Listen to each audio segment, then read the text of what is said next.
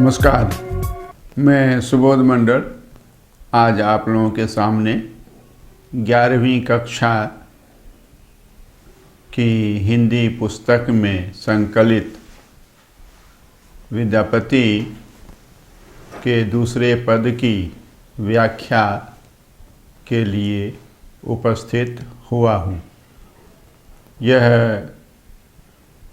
बिहार विद्यालय परीक्षा समिति की 11वीं कक्षा के पाठ्यक्रम में संकलित पद है, जो इस प्रकार है। सरस बसंत समय भल पाओल, दक्षिण पवन बहु धीरे, सपनहु रूप बचन एक भाखिए, मुख सो दूरी करु चीरे। तोहर बदन सन चान होअथि नहीं, जइयो जतन बिहि देला। कत बेरी काटी बनाओल नव कय, तैयो तुलित नहीं भेला। लोचन तूल कमल नहीं भय सक, से जग के नहीं जाने। से फेरी जाय नुकायल जल भय, पंकज निज अपमाने। भनई विद्यापति सुनु बर जौवती, ई सब लक्ष्मी समाने। राजा शिव सिंह रूप नारायण, लखिमा देई रमाने। इस पद में आए कुछ शब्दों के अर्थों को जान लें। सरस, रसयुक्त, रुचिकर, रुचिपूर्ण, मधुर, मधुमय, प्रेममय। बसंत, वसंत, ऋतुराज। समय, अवसर। भल मतलब सुंदर, उपयुक्त, पाओल पाया।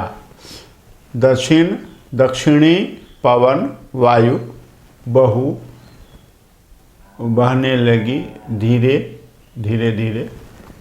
सपनहु सपने में, रूप एक अपरूप पुरुष श्री कृष्ण, नायक प्रेमी। वचन बात। भाखिए बोला। मुख सो, मुख मतलब मुँह, सो से दूरी हटाओ, करू करो। चीरे, चीर मतलब घूंघट, पर्दा, वस्त्र। तोहर तुम्हारे, बदन। तो बदन जो है यह वदन है। बदन जो है यह वदन है। संस्कृत का यह वदन है और वदन का अर्थ होता है मुख, चेहरा, मुखमंडल। और एक बदन जो है वह अरबी में होता है। अरबी में जो बदन होता है,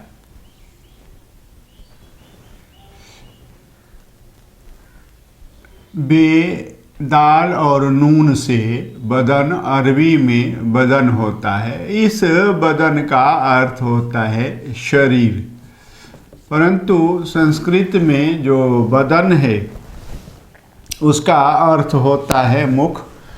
सन मतलब समान, चान मतलब चांद, चंद्रमा। हो अथी हो सकता, जइयो जितना भी। यद्यपि, जइयो यद्यपि, जतन यत्न, प्रयत्न, कोशिश, चेष्टा। विहि मतलब विधि, ब्रह्मा विधाता रचनाकार। देला मतलब किया, दिया। कत मतलब कितनी, बेरी मतलब बार, काटी काट कर, बनाओल बनाया, नव कहे नया किया, तैयो तथापि, जयो मन यद्यपि, तैयो मतलब तथापि, तुलित नहीं भेला, तुल्य नहीं हो सका, उसके समान नहीं हो सका। लोचन नेत्र, आँख, नयन, तूल मतलब समान बराबर, समकक्ष, कमल पंकज, नहीं भय सक नहीं हो सका, से वह जग संसार के नहीं कौन नहीं जाने जानता है। से वह, फेरी मन फिर, जाए जाकर, नुकायल छिप गया छुप गया, जल जल में, भय भय से, पंकज कमल, निज अपने अपमाने अपमान के कारण, भनई विद्यापति विद्यापति भनते हैं कहते हैं, सुनु सुनो बर जौवती, हे श्रेष्ठ युवती सुनो। ये सब लक्ष्मी समान, यह सब जो है लक्ष्मी के समान है। राजा दरभंगा नरेश जो कविवर विद्यापति के आश्रयदाता थे और जिनका नाम शिव सिंह था और जिनकी उपाधि रूप नारायण थी, और लक्ष्मा देवी जिनके पत्नी थी, और जो रमाने रमण लक्ष्मा देवी के पति थे वह। यह पद है और इसमें एक नायिका है, राधा है, उसकी सुंदरता का वर्णन जो है वह नायक जो है उसी से करता है, और उसे प्रसन्न करने के लिए नायिका को खुश करने के लिए, नायिका को अपने प्रेम की ओर आकर्षित करने के लिए नायक जो है नायिका राधा के अपूर्व रूप सौंदर्य का वर्णन करता है। सरस बसंत समय भल पाओल, मधुर प्रेम में रसयुक्त रुचिकर वसंत ऋतु में, भल समय पाओल उचित अवसर पाकर, उपयुक्त अवसर पाकर, दक्षिण पवन बहु धीरे, दक्षिणी वायु धीरे धीरे बहने लगी।